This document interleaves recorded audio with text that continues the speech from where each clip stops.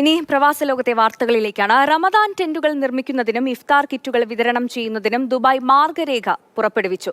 അനുമതിയില്ലാതെ ഇഫ്താർ കിറ്റുകൾ വിതരണം ചെയ്താൽ 5 ലക്ഷം ദിർഹം വരെ പിഴ ലഭിക്കും. വ്യക്തികൾക്കും കൂട്ടായ്മകൾക്കും അപേക്ഷ സമർപ്പിക്കാമെന്ന് ഇസ്ലാമിക മതകാര്യ വകുപ്പ് അറിയിച്ചു. വിശുദ്ധ റമദാന് ഏതാണ്ട് 10 ദിവസം മാത്രം ശേഷിക്കുമ്പോഴാണ് റമദാൻ ടെന്റുകളുടെയും ഇഫ്താർ കിറ്റ് വിതരണത്തിന്റെയും മാർഗനിർദ്ദേശങ്ങൾ Dubai Islamic affairs and charitable activities department പുറപ്പെടുവിച്ചത്. നോമ്പുതുറ സമയത്തെ ഇഫ്താർ കിറ്റ് വിതരണം സംബന്ധിച്ചാണ് പ്രധാന മാർഗനിർദ്ദേശം.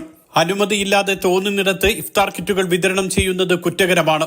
വകുപ്പിൽ നിന്നും മുൻകൂർ അനുമതി വാങ്ങുന്നവർക്ക് മാത്രമാണ് ഇഫ്താർ കിറ്റുകൾ വിതരണം ചെയ്യാനുള്ള അനുമതി. അപേക്ഷയ്ക്ക് പ്രത്യേക ഫീസ് ഇല്ല. മാത്രമല്ല, നിശ്ചിത സ്ഥലങ്ങളിലും ടെന്റുകളിലും മാത്രമാണ് കിറ്റുകളുടെ വിതരണം അനുവദിക്കുക. റമദാൻ ടെന്റുകൾ നിർമ്മിക്കുന്നതിനും പ്രത്യേക മാർഗനിർദ്ദേശമുണ്ട്. വകുപ്പിൽ നിന്നും അനുമതി വാങ്ങി വകുപ്പ് നിർദ്ദേശിക്കുന്ന മാനദണ്ഡങ്ങൾ പാലിച്ച് മാത്രമാണ് ടെന്റുകൾ നിർമ്മിക്കേണ്ടത്. വെള്ളം, വൈദ്യുതി എന്നിവയ്ക്ക് ദീവയിൽ നിന്നും പ്രത്യേക അപേക്ഷ സമർപ്പിച്ച് അനുമതി വാങ്ങണം. മാത്രമല്ല, സക്കാത്ത് നൽകുന്നതിനും പ്രത്യേക മാർഗനിർദ്ദേശമുണ്ട്. ഭിക്ഷാടനം കർശനമായി നിരോധിക്കുമെന്നും അധികൃതർ അറിയിച്ചു. Mathrubhumi news, Dubai.